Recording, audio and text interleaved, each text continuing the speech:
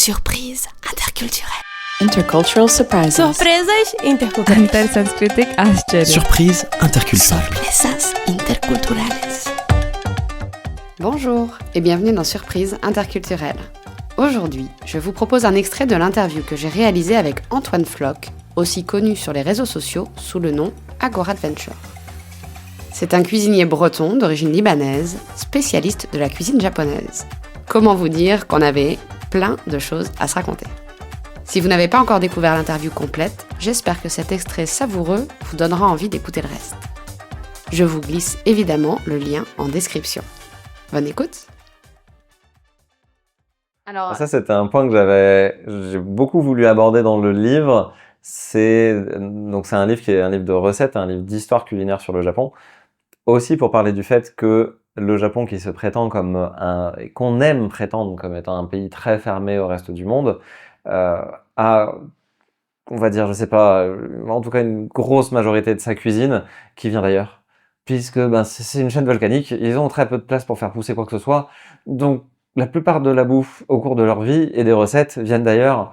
Du coup, c'est très intéressant d'aborder cette chose-là et d'arrêter de justement trop fantasmer le Japon comme ayant cet adage de tradition et modernité, machin, mais voilà, le Japon n'est vraiment pas ça. Le Japon a une histoire commune avec le reste du monde, ancrée dans le reste du monde, et ça me tenait beaucoup à cœur, ça, d'en parler, justement. Ouais, c'est chouette. Du coup, tu vois, je voulais te demander, donc effectivement, dans Surprise interculturelle, je demande aussi, dans mes hors-séries, à mes invités quelles sont leurs surprises interculturelles, alors, ou des anecdotes, etc., de choses qui sont surprenante. Alors, je veux te laisser la liberté, mais il y a quand même un truc dont j'aimerais bien que tu parles. Oui, vas-y, dont tu m'as parlé, vas-y. je trouve hyper intéressant.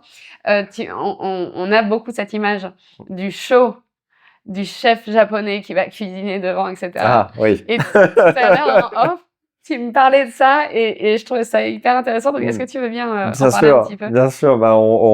Pour remettre en contexte, on parlait de la cuisine teppanyaki, donc la cuisine sur plaque avec les deux petites spatules.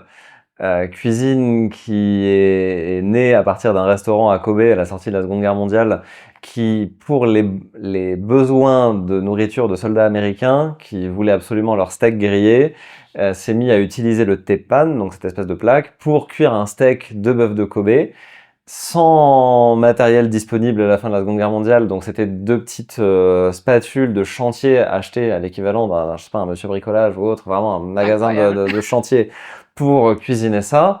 Et quand on va dans un restaurant de teppanyaki au Japon, c'est très très peu dans le show-off, très très peu dans la démonstration. C'est des restaurants qui sont globalement haut de gamme, voire très luxueux, et qui sont plutôt dans la sobriété, hormis un petit moment de flambage au milieu du truc, mais on n'est pas du tout dans le show-off.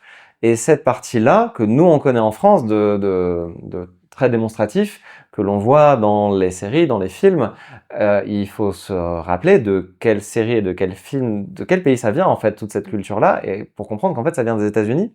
Et ce sont les États-Unis qui se sont réappropriés la cuisine teppanyaki comme étant un truc beaucoup dans la démonstration, beaucoup dans le spectacle. Et on va te faire voler une crevette, et on va te faire voler un œuf, et c'est par le biais des États-Unis que c'est arrivé en France. Toute cette culture de la démonstration du teppanyaki que l'on retrouve très très peu au Japon. Vraiment. Mais on en parlait, c'est vrai qu'on parle de pudeur, de discrétion, etc. Et c'est vrai que quand on y pense, c'est antinomique. Oui, avec toute la surexpressivité qu'il peut y avoir là-dedans, puisque en fait ça a été fait par des Japonais aux États-Unis, mais adapté à un public américain qui demande